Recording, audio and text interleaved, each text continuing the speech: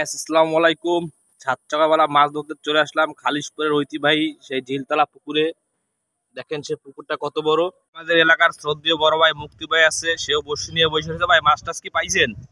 পাইছি শিং মাছ, হ্যাঁ, আর কই মাছ, আর চেষ্টা চলতেছে।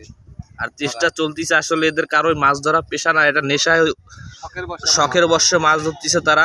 মাছ বাদুক আর না বাদুক বসি নিয়ে বসে থাকতে ভালো লাগে। এটা সেই খালিশপুরের ঐতিহ্যবাহী ঝিল পুকুর, অনেকেই চেনেন।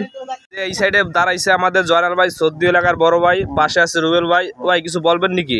মেডিকেল কলেজ ইনচার্জ, হ্যাঁ, তিনি আজকে মাছ মারতেছেন। খুব আশাদায়িত্ব করে যেন আজকে বস্তা করে মাছ নিয়েই যাবেন। টার্গেট ফ্রি করতে হবে নাকি বল? সে দিন লাগুক রাত লাগুক 24 ঘন্টার মধ্যে সে মাছ মারবেন এবং বস্তা ভরবেন। আজকে বাসায় বলে আসছেন যে বস্তা করে মাছ নিয়ে যাবে, তাই না ভাই? মাছের জায়গায় কুচ্ছ ধরছে ভাই কি ধরছেন?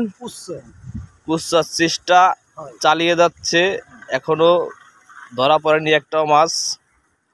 আসলে চেষ্টা চালিয়ে যান। জয়নাল ভাই কি বলতেছে দেখেন মাছ ধরার উদ্দেশ্যে। আমরা শুক্রবার তো সবাই তো অবসর পাচ্ছি আজকে, যেহেতু আমাদের বন্ধের দিন, হ্যাঁ, তাই সবাই কম বেশি সময় পেয়েছি। তাই আমরা ঝিলতলা পুকুর আসছি, আমাদের খালিশপুর স্থানীয় পুকুর, অবশ্য দলীয় পুকুরটায়। তো এখানে মাছ পাতে টিকিট লাগে না, বিনা পয়সা মাছ ধরা যায়। তো এখানে আছে মাছ নেই বললে ভুল হবে, এখানে মাছ আছে। আজকে শুক্রবার ছিল, বন্ধের দিন, তাই মাছ ধরতে চলে আসছিলাম। আসলে মাছ ধরতে কার না ভালো লাগে বলেন?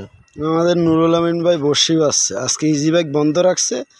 তার অনেক শখ, একটা বসি নিয়ে আজকে বসবে, একটা মাছ ধরবে, কিন্তু মাছও ধরতে পারে না, একটা ক্যাকড়া ধরে ফেলছে। আমাদের শ্রদ্ধেয় বড় ভাই কালু ভাই, সেও মাছ ধরার জন্য বসে রয়েছে পুকুরে। বসি পেতে যে কখন একটা মাছে খোট দেবে আর সেই টান দিয়ে বসিটা উঠাই ফেলাবে। কালু ভাই মাছ টাছ কি একটাও বাচ্ছে? কালু ভাই ব্ল্যাক লিস্টে ফেলা আপাতত।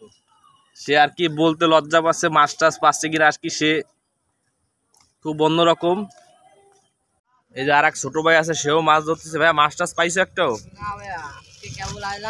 হ্যাঁ, কালকে গতকালকে শিং পাইছিলা? কয়টা? ও আচ্ছা, তুমি কি একা দুই বসি পাচ্ছ? একা তিনটা বসি। এবার আমাকে খালিশপুরের বিখ্যাত আবু মামা, এনারে আবার সবাই ছিলেন। ইনি খুলনা থেকে খালিশপুর যে অঞ্চল হোক, একটু পানি বা একটু খাল বা একটু ড্রেং এর ব্যবস্থা থাকলে সে সেইখানে বসি নিয়ে চলে যায়। ও ড্রেং এ মারে না? না, সে খালিশপুর খুলনা সব জায়গায় কম বেশি বসি নিয়ে মাছ ভাই, আর কি এটা তার নেশা। মাছ পাক আর না পাক, কয়টা বসি নিয়ে? সেও চলে আসছে, তার প্রসেসিং নিচ্ছে, সেও মাছ ধরবে এখন।